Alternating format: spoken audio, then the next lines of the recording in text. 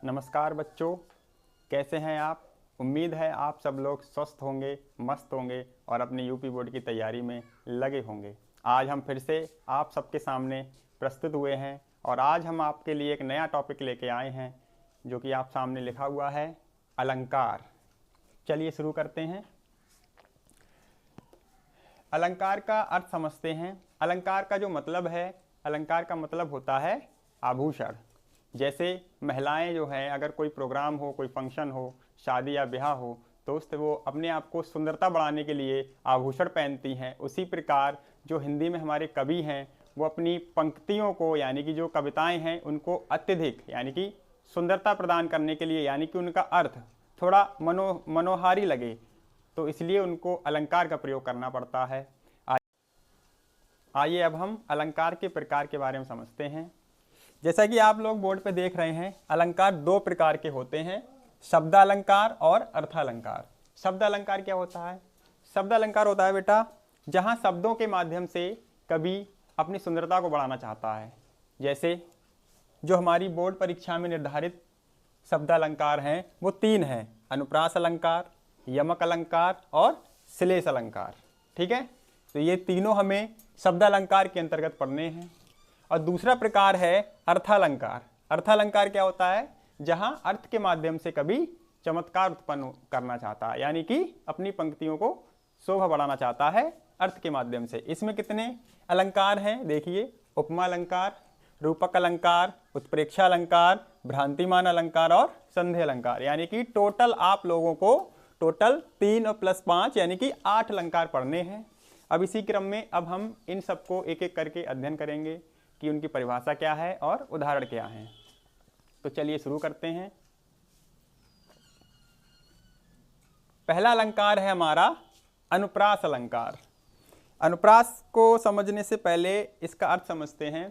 अनुप्रास का मतलब होता है अनु प्लस प्रास, यानी कि अनु का मतलब होता है बार बार और प्रास का मतलब होता है वर्ण, यानी कि अक्षर, जो हम वर्णमाला में प्रयोग करते हैं। तो अगर इसकी परिभाषा को समझना चाहें तो जहां व्यंजनों की आवृत्ति होती है वहां अनुप्रास अलंकार होता है। आवृत्ति का मतलब होता है बार बार, यानी कि कोई अक्षर बार बार किसी पंक्ति में आए। इसलिए मैंने इस शब्द को थोड़ा हाईलाइट कर दिया है कि इसमें जो मेन शब्द है वो हमारा आवृत्ति है, यानी कि कोई अक्षर बार बार आए। इसके उदाहरण देखिए। पहला उदाहरण है: चारू चंद्र की चंचल किरणें खेल रही हैं जलथल में। ठीक है, अगर मैं इस पहले वाले उदाहरण का स्पष्टीकरण अगर लिखेंगे तो इस तरीके से लिखेंगे कि इन पंक्तियों में चा चा चा, शुरुआत में क्या है? शुरुआत में जो वर्ड है हमारा चा की आवृत्ति हो रही है। देखो 1 2 3 4 बार आ रहा है। ठीक है, और इधर आइए, खेल रही है जलथल में, यहाँ पे ला ला ला ये 3 बार आ रहा है, यानी कि कुल मिला के यहाँ पे चा और ला की आवृत्ति हो रही है, इसलिए ये उदाहरण अनुप्रास अलंकार का है। दूसरा उदाहरण समझते हैं। मुदित महीपति मंदिर आए, सेवक सचिव सुमंत्र बुलाए। इसमें देखिए, इसमें देखो माँ माँ माँ, ठीक है, 3 बार रिपीट हो गया माँ। और इधर देखिए सा सा सा, ठीक है, इस इधर भी जो सा है छोटा सा वो हमारा 3 बार आया है। तो ये उदाहरण किसका है? ये उदाहरण भी हमारा अनुप्रास अलंकार का है। ठीक है, तो ये हमारा अनुप्रास अलंकार हुआ। उम्मीद है आप लोगों को ये समझ में आया होगा। अगर आपको कोई भी इसमें डाउट हो तो आप लोग मेरे कमेंट सेक्शन में ज़रूर लिखिएगा। ठीक है, अब हम अगले क्रम में दूसरा जो अलंकार है, आइए अब हम यमक अलंकार के बारे में समझते हैं। तो इसकी परिभाषा समझते हैं पहले। जहां कोई शब्द एक से अधिक बार आए और उसके अर्थ अलग अलग हों तो वहां पे क्या होगा? वहां यमक अलंकार होगा। ठीक है, यानी कि किसी पंक्ति में आप लोगों को एक शब्द दिया होगा, वो 2 या 2 से अधिक बार आएगा। ठीक है, और उसके अर्थ भिन्न भिन्न होंगे। ठीक है, उदाहरण समझते हैं। पहला उदाहरण है: कनक कनकते 100 गुनी, मादकता अधिकाए, बा खाए बौराए जग, या पाए बौराए। अगर इस उदाहरण का स्पष्टीकरण लिखेंगे तो कैसे लिखेंगे? यहाँ पे जो कनक शब्द है देखिए 2 बार आया है, पहला कनक और ये दूसरा कनक। पहले कनक का अर्थ है सोना और दूसरे कनक का अर्थ है धतूरा। ठीक है, तो इसका अर्थ क्या हुआ? अगर इंसान के पास सोना अधिक मात्रा में हो जाता है तो क्या होता है, वो बौरा जाता है कि हाँ अब मुझसे धनी व्यक्ति कोई है ही नहीं इस संसार में, तो वो इस तरीके से पागल हो जाता है। धतूरे के संदर्भ में देखें तो धतूरा एक थोड़ा नशीला पदार्थ होता है, ठीक है, आप लोगों ने देखा भी होगा। अगर कोई उसको पा लेता है या खा लेता है या पाए बौराए तो उसको भी पाके या खा के वो थोड़ा नशे में होके पागल हो जाता है। तो यहाँ पे ये किसका उदाहरण हुआ, ये भी हमारा यमक अलंकार का उदाहरण हुआ। दूसरा उदाहरण क्या है, काली घटा का घमंड घटा। ठीक है, यहाँ पे देखिए घटा और घटा दो बार आया है घटा शब्द। पहले घटा का क्या अर्थ है, बादल, यानी कि काले बादल। और दूसरा यहाँ देखिए घमंड घटा, यहाँ पे घटा का मतलब है कम होना, यानी कि जो काले बादल हैं उनका घमंड कम हो गया है। तो यहाँ पे भी क्या हुआ, यहाँ पे भी हमारा यमक अलंकार है। ठीक, तीसरा उदाहरण देखते हैं, सजना है मुझे सजना के लिए। यहाँ पर देखिए सजना सजना, दो बार सजना शब्द का प्रयोग हुआ है। पहला सजना का अर्थ है सवरना, यानी कि जो महिलाएं होती हैं श्रृंगार करती हैं अपनी सुंदरता बढ़ाने के लिए, और दूसरा सजना का अर्थ है पति यानी कि स्वामी। ठीक है, तो ये पति और स्वामी के लिए हुआ, अब ये हो गया श्रृंगार करने के लिए। तो ये हमने आपको 3 उदाहरण बताए। ठीक है, इसी क्रम में आप लोग और भी उदाहरण समझ सकते हैं गूगल पे सर्च करके या किताब से। उम्मीद है आप लोगों को ये दोनों अलंकार समझ में आए होंगे, अनुप्रास और यमक अलंकार। अगर आपको इसका स्क्रीनशॉट लेना है तो आप स्क्रीनशॉट भी ले सकते हैं। तो इसी क्रम में अब हम समझते हैं श्लेष अलंकार। क्या होता है श्लेष अलंकार, जो श्लेष का मतलब होता है चिपका हुआ।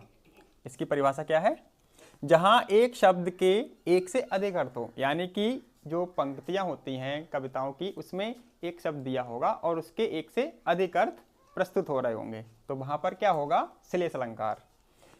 उदाहरण क्या है, चरण धरत चिंता करत फिर चितवत चहु और, सुबरन को ढूंढत फिरत कभी व्यभिचारी चोर। तो इस उदाहरण में क्या है, ये जो सुबरन शब्द दिया गया है इसके 3 अर्थ हैं, कभी व्यभिचारी चोर। एक देखिए यहाँ पे क्या है, सुबरन, जो सुबरन शब्द दिया है सुबरन के 3 अर्थ हैं। ठीक है, जो सुबरन शब्द दिया गया है इसके 3 अर्थ हैं। पहला है कवि, कवि का अर्थ है यहाँ पर अच्छे शब्द, यानी कि जो कवि अपनी पंक्तियों को सौंदर्य प्रदान करने के लिए जो अच्छे अच्छे शब्द उसमें प्रस्तुत करता है। दूसरा अर्थ है व्यभिचारी, व्यभिचारी का मतलब है सौंदर्य रूप, है ना, यानी कि अपना रंग रूप सौंदर्य करने के लिए सौंदर्य रूप। ठीक है, और चोर, चोर का यहाँ पे अर्थ है सोना। सोना मतलब स्वर्ण वाला सोना, ये वो वाला सोना नहीं है। ठीक है, सोना। तो इसमें क्या है, इसमें यहाँ पे सुबरन के 3 अर्थ हो गए, कवि व्यभिचारी चोर। कवि क्या है, कवि जो है अपनी पंक्तियों को सुंदरता बढ़ाने के लिए अच्छे अच्छे शब्द का प्रयोग करता है। ठीक, और व्यभिचारी क्या करेगा, अपना रूप रंग थोड़ा अपनी सुंदरता को बढ़ाना चाहेगा। और चोर क्या करेगा, वो अपना ज़्यादा से ज़्यादा सोना प्राप्त करना चाहेगा जिससे कि वो थोड़ा पैसे वाला बन जाए। तो ये हमने आपको उदाहरण समझाने की कोशिश की अलंकार। आइए समझते हैं उपमा अलंकार के बारे में। उपमा, पहले शब्द का अर्थ समझेंगे। उपमा देखिए 2 शब्दों से मिलकर बना है, उप और मा। उपमा, उप का अर्थ होता है समीप, यानी किसी के पास रखी हुई वस्तु, और मा का अर्थ होता है किसी से तुलना करना। ठीक है, परिभाषा क्या है, जब 2 भिन्न वस्तुओं में समान धर्म के कारण समानता दिखाई जाती है वहाँ उपमा अलंकार होता है। ठीक है, यानी कि हमारे पास किसी भी पंक्ति में 2 वस्तुएं होंगी और एक वस्तु की तुलना हम दूसरी वस्तु से करेंगे।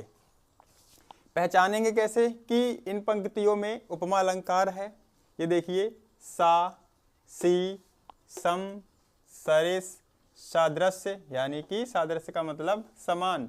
ये जितने भी यहाँ पे लिखे हुए शब्द हैं इनको बोलते हैं वाचक शब्द। अगर किसी उदाहरण में इन शब्दों में से कोई भी शब्द दिख जाए तो आप लोग क्या कहेंगे कि ये उपमा अलंकार का उदाहरण है। उदाहरण देखिए, कर कमल सा कोमल है।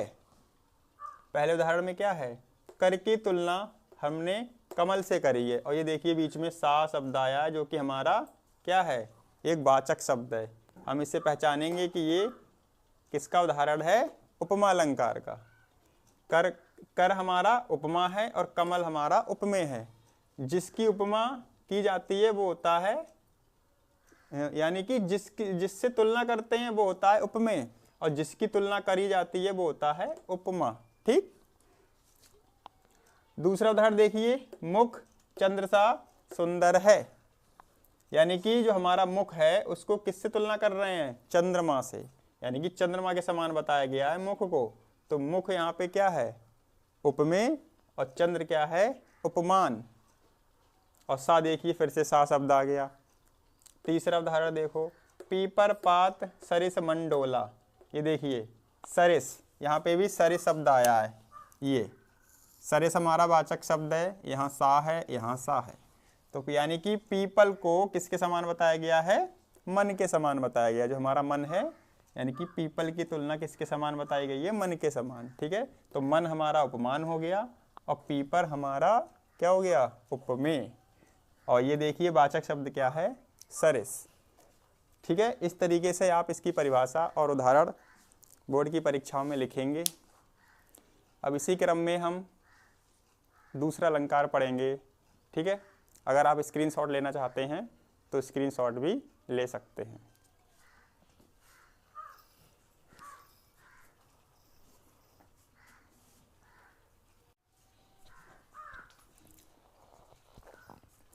आइए हम समझते हैं रूपक अलंकार के बारे में। ठीक है, क्या होता है रूपक अलंकार, जहां उपमेय में उपमान का भेद रहित आरोप हो, यानी कि उपमेय और उपमान दोनों को एक जैसा मान लिया जाए, कोई भी भेदभाव नहीं होगा उसमें, तो वहाँ रूपक अलंकार होता है। ठीक है, अब मैंने उपमेय और उपमान पहले ही बता दिया है, एक बार फिर सुन लो।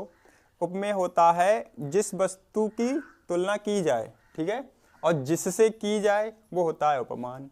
ठीक, जिसकी तुलना करते हैं वो उपमेय, और जिसकी तुलना करते हैं वो होता है उपमेय, और जिससे करी जाती है वो होता है उपमान। ठीक है, उदाहरण देखो पहला, चरण कमल बंदो हरिराई। ठीक है, यानी कि जो हरिराई चरण, यानी जो भगवान के चरण हैं, ठीक है, उसकी तुलना हम किससे कर रहे हैं, कमल से। ठीक है, दूसरा देखो, मैया मैं तो चंद्र खिलौना लय हूँ। ठीक, यानी कि चंद्रमा की, जो चंद्रमा है उसकी तुलना किससे कर रहे हैं, खिलौनों से। तो खिलौना हमारा उपमान है और चंद्रमा क्या है, उपमेय। तीसरा देखिए, बीती विभावरी जागरी, अंबर पनघट में डुबो रही, तारा घट उषा नागरी। ठीक है, तो ये तीनों उदाहरण किसके हैं, रूपक अलंकार के। तो इस तरीके से आप रूपक अलंकार की परिभाषा और उदाहरण लिख सकते हैं बोर्ड परीक्षाओं में। ठीक है, अगला अलंकार समझते हैं।